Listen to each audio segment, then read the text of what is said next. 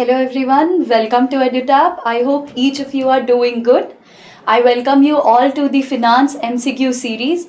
Today we'll be continuing with 5 questions on finance and we'll be solving questions on financial inclusion using technology.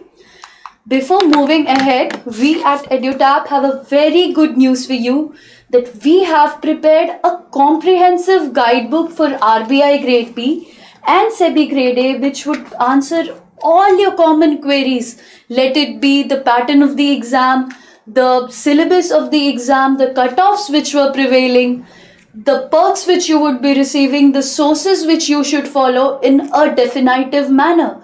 All these queries consume a lot of time and efforts, and we are making this process simple for you so that you can start your preparation directly.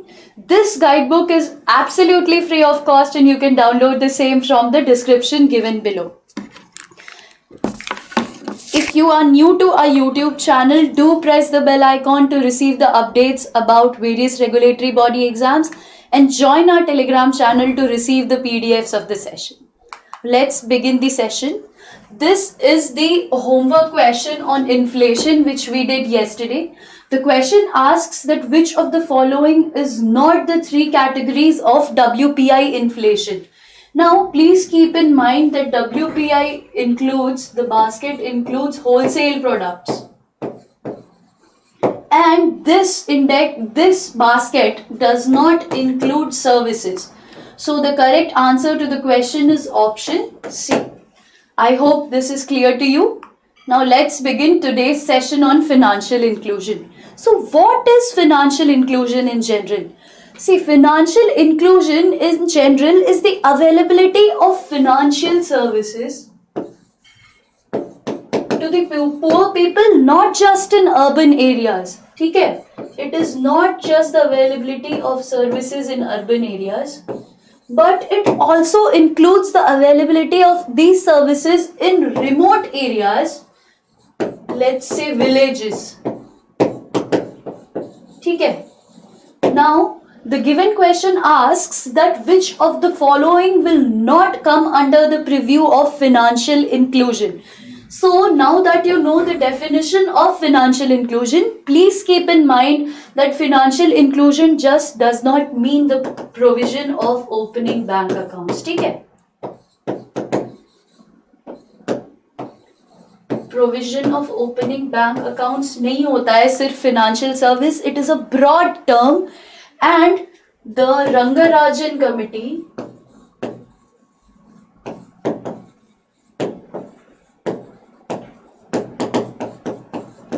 included which of the following ambit under the financial inclusion? So, is it credit facility, is it loan and insurance, mortgage, remittance, or none of the above?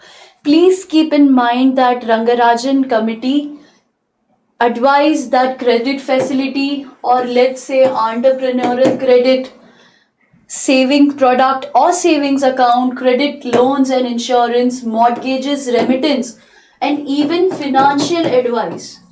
All of these are included in the financial inclusion ambit. So the correct answer to the question is option E, none of the above. So please keep in mind, financial inclusion is not just about opening the bank accounts for poor people, but it includes all these facilities. Okay? Moving ahead, the second question is about Census 2011.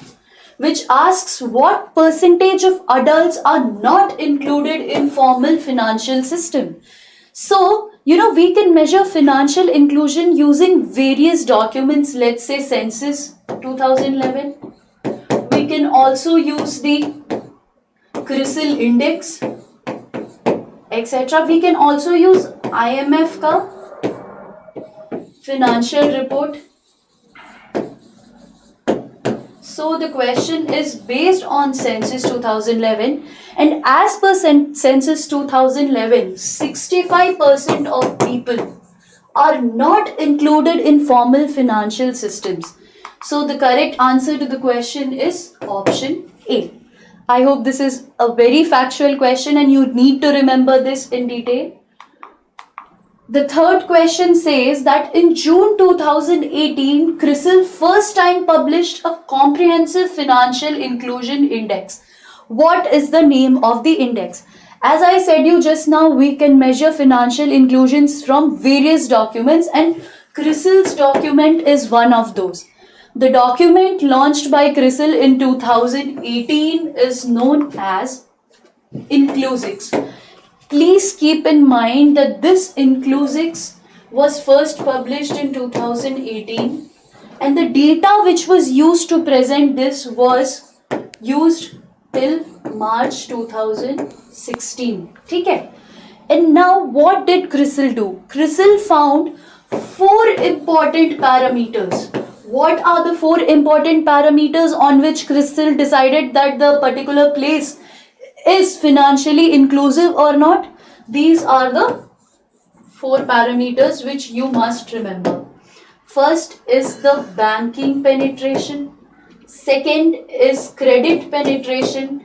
Third is deposit penetration. And last is the insurance penetration. So CRISIL found these four parameters to be very crucial to identify the financial inclusion of a place. And they provided a score, and any score, okay, greater than 65 is considered to have a high financial inclusion. Okay? This is what it says, that they, classified the important parameters, and any score which was between 51 to 65 was considered above average. A score between 35 to 50 was below average, and any score which was less than 30 was considered to be, having a low financial inclusion. Let's move to question number 4. The question simply asks about the different types of ATMs which are available in our country. And the question says that RBI reviewed the extant policy on ATMs, and it was decided to permit non-banks to set up ATMs. It decided to permit non-banks to set up the ATMs and operate them. Okay? Now, such ATMs would provide ATM services to the customers of all the banks. What are these types of ATMs called? The correct answer to the question is option C, white label ATMs. See, white label ATMs permit non-banking entities to own and operate ATMs, and this would cater to the needs of all the people of various various banks. Okay? Now, what is a pink label ATM? See, pink label ATM, not being gender biased, but always remember whenever you see the term pink label, so as to remember the concepts in an easy way, these were ATMs with respect to woman centricness. Okay. What are yellow label ATMs? Yellow label ATMs are operated by e-commerce people. Okay. Now, what are mobile ATMs? See, by the term mobile, what does it mean simply in English? Anything which is movable or moving in nature. Okay? Anything which is moving in nature. So these ATMs, in order to include financial services, provide financial services to the people of village, mobile ATMs were designed wherein a van would go to these places on certain specified dates and provide all the facilities which is provided by a ATM. Okay. Now these are the various types of ATMs which you need to always remember. Let's move to the last question. It says that which of the following cannot act as a business correspondent for the bank? Now, firstly, who is a business correspondent? See, a business correspondent helps providing facilities to the poor people by providing them services of the bank. What can be these services? They act on behalf of bank in the rural areas. ऐसे याद रखो. What are their works then? They identify the potential customer.